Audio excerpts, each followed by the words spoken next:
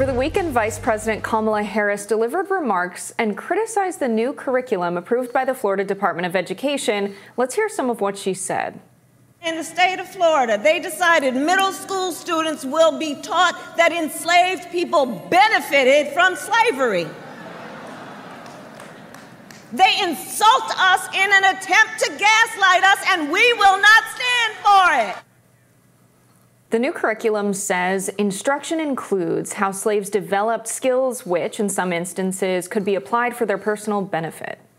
CNN political commentator Scott Jennings roasted Vice President Harris on her apparent, according to him, misrepresentation of this situation. Let's watch.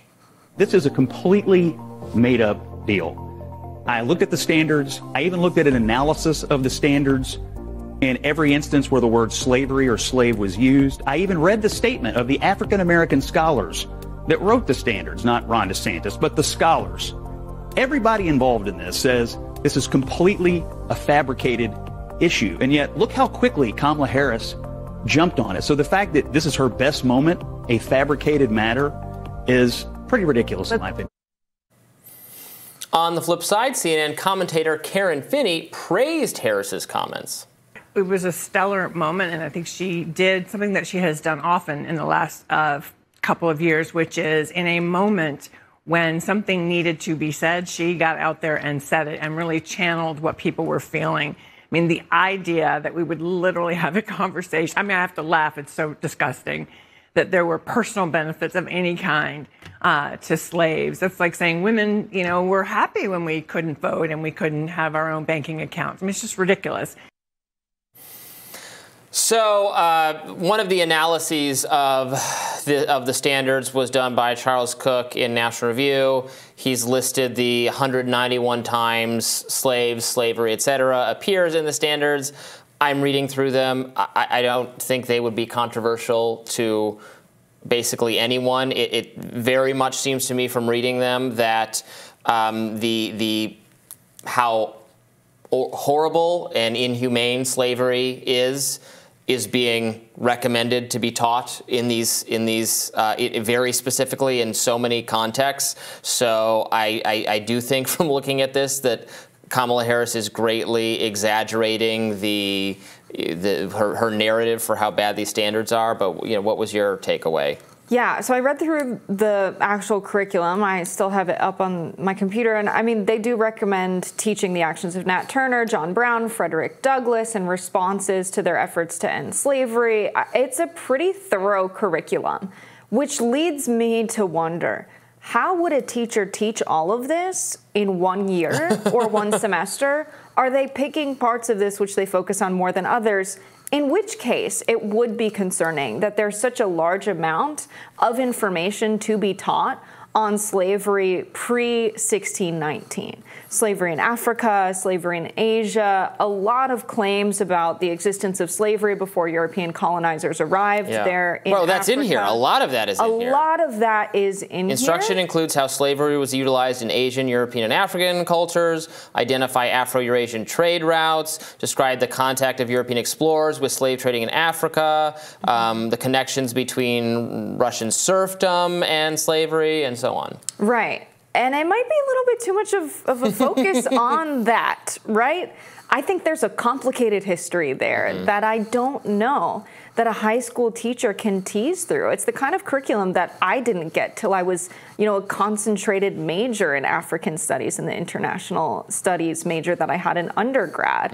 And it's something that has taken a lot of effort to get to be recognized, the contact of Europeans to Africa. What was Africa like before that? This idea that people were kidnapping their brothers and sisters and cousins and selling them as slaves is just not something that is backed up by anthropologists and historians. And it seems to me that there's a lot of focus on that in this curriculum, which is concerning. It's not that it's everything, but it's certainly there.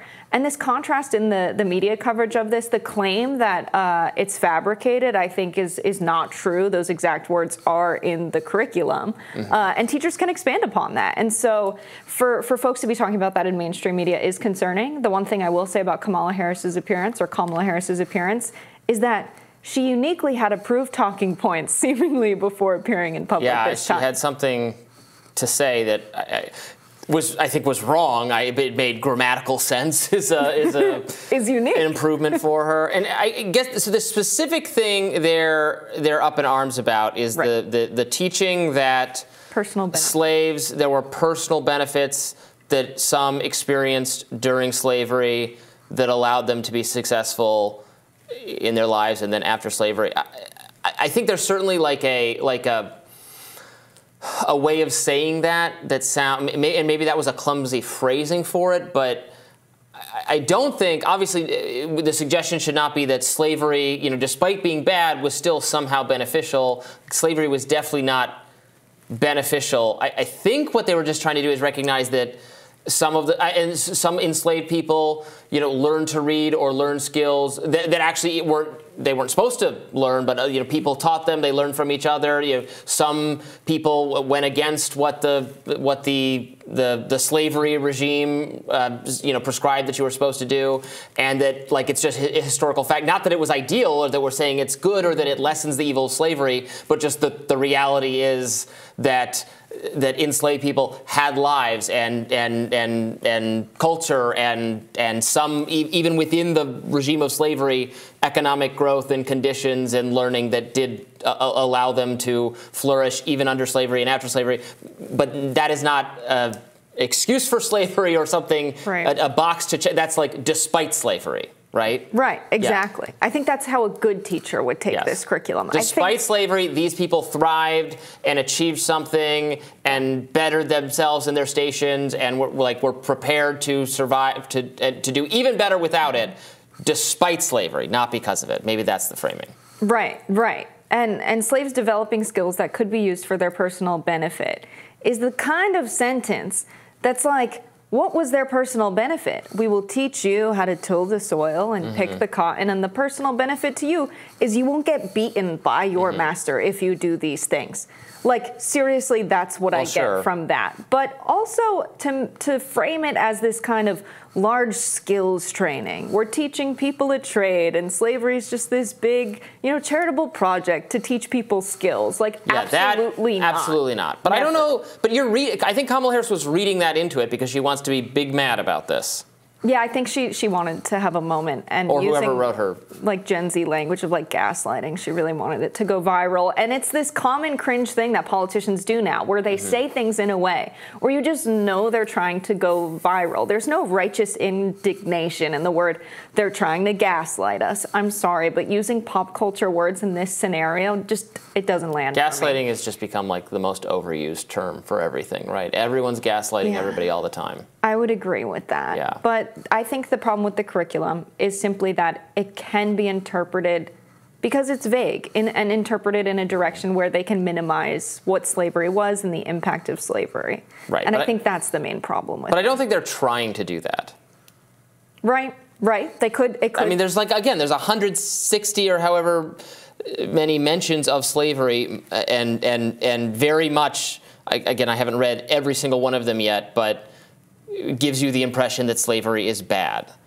I don't think schools are actually out there teaching that that slavery is not bad. Am I wrong about that?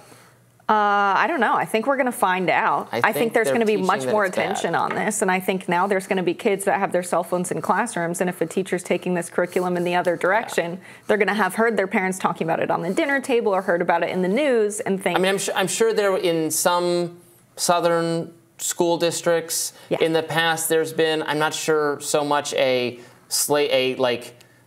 different spin on slavery was bad, but maybe a different spin on the Civil War was actually fought over states' rights rather than slavery. Sure, there's a whitewashing of or whatever you want to call it of how bad the Confederacy was and how structured over slavery it was and lost cause. Okay, I get all that. I know some of that went on.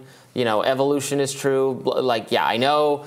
Schools aren't always teaching what good progressives want them to teach and that sort of thing. Fine, but I'm looking at what they're doing in Florida, and it seems this stuff seems pretty normal at the K through 12 level. It seems pretty within keeping of what history is. So growing up in a northern state in Connecticut. And then now living in the South, I feel that the way the northern states teach slavery sows division in the country, because they teach it from the perspective of we were so benevolent and good, and like we wanted to stop it, but they wanted to keep the slaves. That doesn't make sense, because who imported the slaves? Where were the largest slave auctions? New York City, right? You're not letting Massachusetts Bay Colony off the hook here. Right, exactly. They were also complicit. In fact, they sold it to them. Think about what happens if you're selling drugs. You are the drug dealer, and you get in trouble and you get booked, and someone who bought the weed or drugs also gets booked. Right. Who gets in more trouble? The one that was selling the stuff. And so the way that the North frames themselves is totally innocent. They were also benefiting from getting extremely cheap raw goods from the South. Their economy and their economic well-being and them getting rich depended on slavery. They were entirely complicit. So that also needs to be taught, I think, in Northern schools. There's a lot of changing of the curriculum to be done, but there's some good stuff in this curriculum, and there's some stuff that I think is vague and could be taught in bad ways. All right, we'll have more Rising right after this.